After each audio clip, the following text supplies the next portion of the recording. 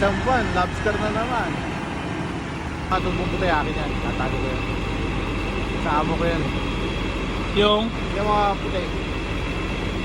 ay mga pipe. Oo. Ginamit lang yun dyan. Ginagamit lang. Morning po ate, ingat po. Ay. Kasi ano yung asawa niya, surveyor. Lalagay niya ng simento. Ang dami pa pala.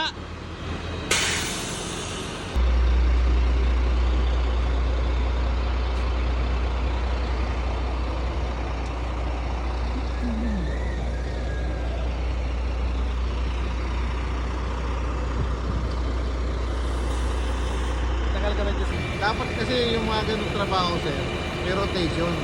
Oo, ganun Hindi ka talaga. lagi na andun. Bawa, every 3 days, palitan kayo nung nasa labas, di ba? Eh nagre-request na nga ako ng ano eh, ng palipat ng department eh.